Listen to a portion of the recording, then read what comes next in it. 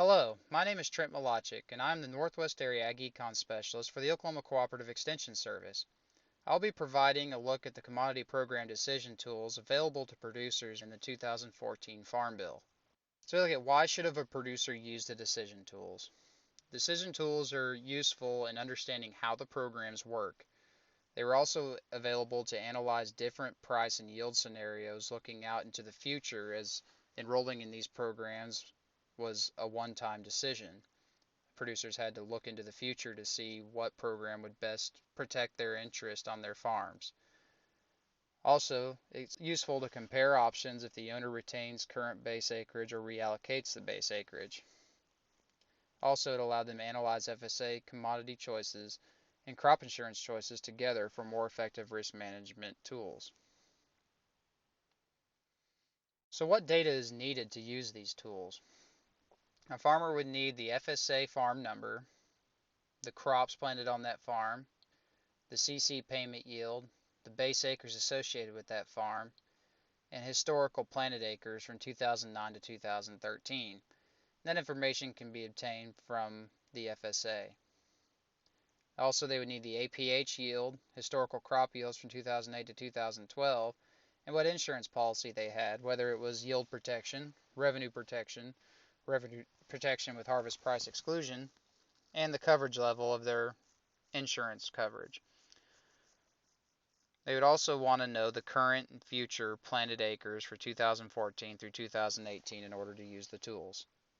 The first tool we'll use is the OSU-KSU Farm Bill Decision Aid. This tool can be found at the following website at okla.st/decision tool, the OSU Farm Bill website, agecon.okstate.edu/agpolicy/farmbill.asp. Now, the OSU-KSU tool is an Excel-based decision tool. And this is useful because you can enter data into the yellow cells, and it's great for scenario analysis. It does not require an internet connection for those producers who do not have a reliable internet connection. Here, we were able to go in and enter in the APH of a farm, the current base acres, the current FSA yield, and then there were tools used to determine reallocated base acres and the updated FSA yield if a producer was interested in doing those two things. We also come in and put in the expected planted acres from 2014 to 2018, which helped with crop insurance decisions.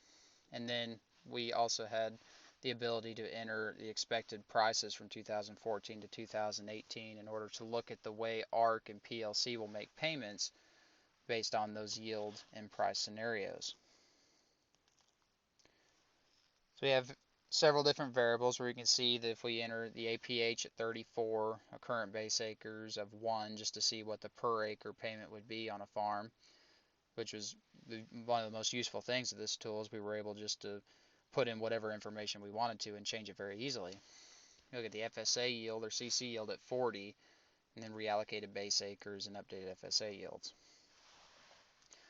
These expected prices are useful in trying to determine scenarios in which ARC or PLC would make larger payments for a producer over the long term.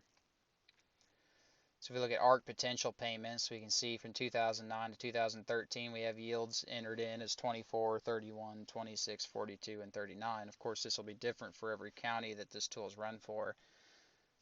We also have 2014 through 2018 yields where we can go in and put in 15, 27, 37, 35, and 30. These are all just hypothetical yields or what we expect could happen to give us different scenarios. The 2014 to 2018 prices are entered in a similar fashion, and we can see how that will affect a producer. We have the ARC benchmark at $211 is the current benchmark for the 2014 year, and an ARC guarantee of $181.72. We see the 2014 actual revenue is $131.78.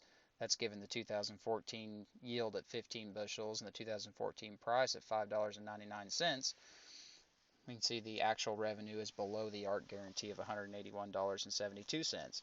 This gives us a payment rate of $49.94, but that is above the 10% stop loss that we've talked about in other presentations, so we can see that the maximum payment from ARC will be $21.13, even though the actual loss was $49.94.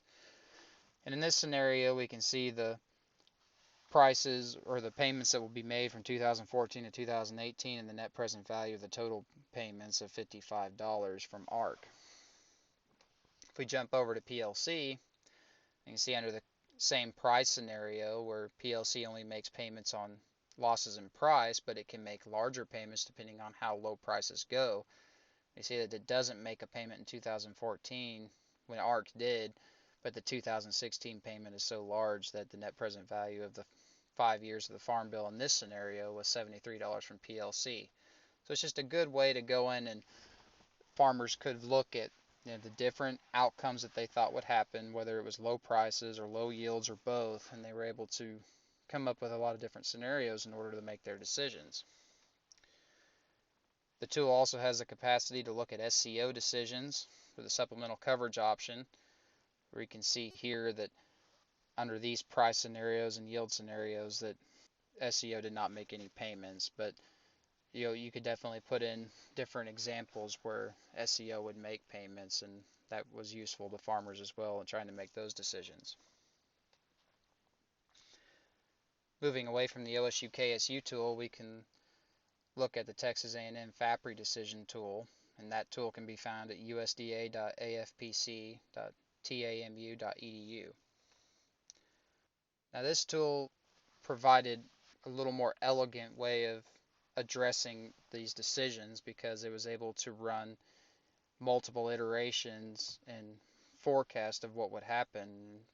It was kind of a very robust way to look at these different decisions.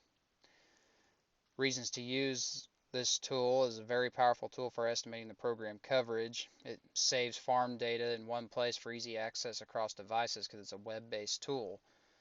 There's also a crop insurance tool built in, and someone could work on clients' farms, could save multiple different clients with all of their information.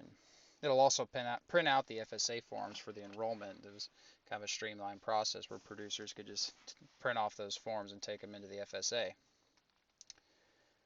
Illinois also produced a tool, and that can be found at fsa.usapas.com. And this tool is another web-based tool. It does much of the same things that the other tools did. One of the interesting things about this tool is it had some example farms that made it really easy to go in and find kind of a quick answer to a scenario that you were looking at for a particular county. There's a simple yield and base reallocation tool where it was easy to enter the information really quickly, kind of like the OSU KSU tool. There were great charts to compare the program payments and really good graphics that showed the differences between the payments.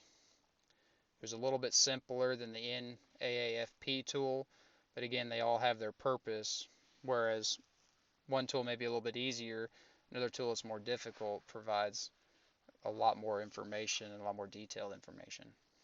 So some general thoughts: is your enrollment in ARC or PLC covering enough of your risk? Whenever you're using these decision tools, you can see how much of your risk is being covered by these tools, how much money you're getting from these programs, and you can help kind of determine what underlying insurance coverage you will need to survive crop disasters.